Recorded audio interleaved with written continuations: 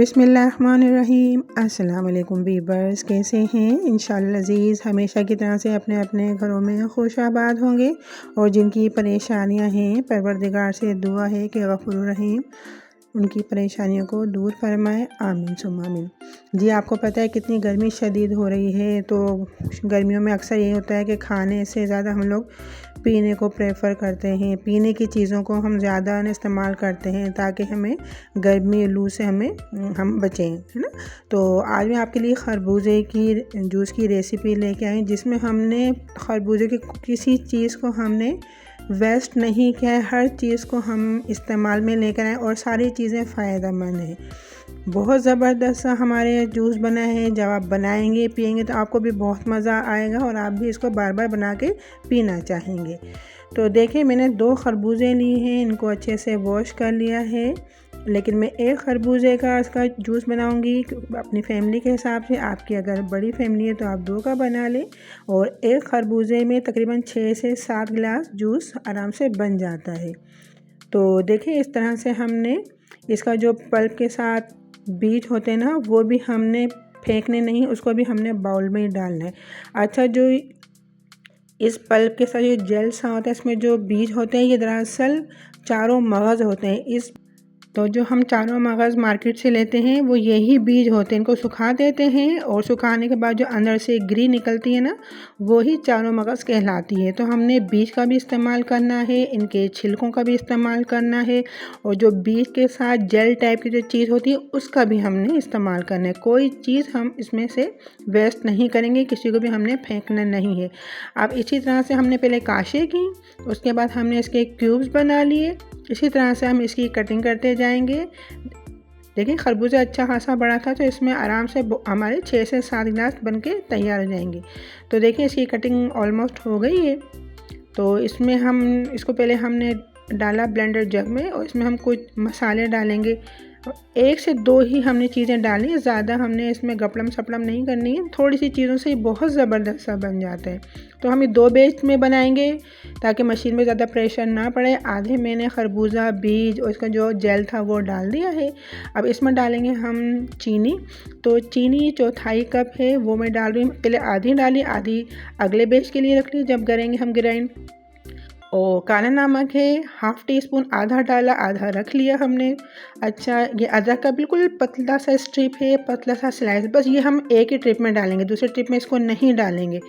اور ایک یہ ہری مرچی ہے، تو ہم نے اس میں آدھی ہری مرچی ڈالنی ہے، یہ آپ ضرور ڈالے گا، اگر آدھی سے بھی آدھی ڈالیں تو بے شک ڈالیے گا، لیکن ڈالیے گا ضرور، ٹھیک ہے جی۔ جس طرح سے کریں گے تو یہ ہم نے اس میں مرچی ڈال دی، ادرک ڈال دی۔ اچھا، لیمن جوس ہے، اس کا استعمال ہم نے بعد میں کرنا ہے، ابھی ہم لیمن جوس نہیں ڈالیں گے۔ اچھا، پانی ڈالا ہم نے 3 سے 4 ٹیبل اسپون، تاکہ اچھے سے ہمارا جو خربوزہ ہے وہ اچھے سے بلینڈ ہو جائے۔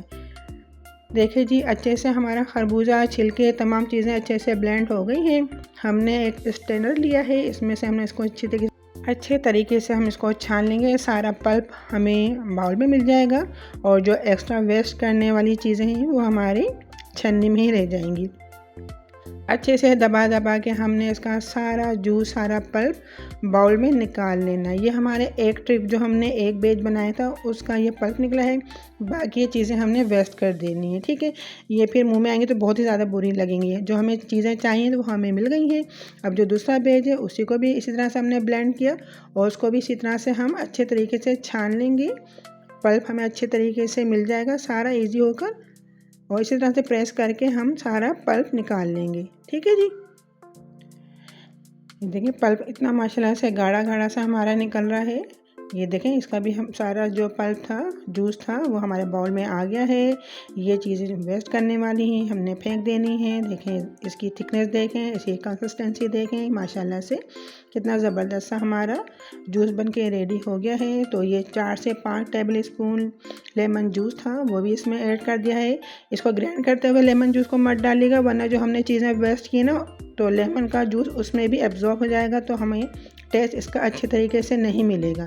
اچھا، برف ڈالیں گے اپنی ریکوائرمنٹ کے حساب سے، جتنا آپ ٹھنڈا چاہیں۔ اچھا، تھوڑا سا میں نے پانی ڈالا ہے، 1/4 گلاس، آدھا گلاس بھی پانی نہیں ڈالا ہے، صرف 1/4 گلاس پانی ڈالا ہے، کیونکہ مجھے تھوڑا سا تھک لگ رہا تھا۔ بس اب دیکھیں ہمارا جوس بالکل ریڈی ہو گیا ہے. بس اس کو ہم نے مکس کرنا ہے اور گلاسز میں نکال کے اس کو ہم سرو کریں گے. تو دیکھیں ہم نے 2 گلاس لیے اپنے اور اس میں 1 بائی 1 ہم جوس ڈالیں گے اور اوپر تک اس کو اچھے طریقے سے بھر لیں گے، کیونکہ جوس ہے خربوزے کا جوس، اتنا زبردست، بالکل نیو ریسیپی ہے یہ.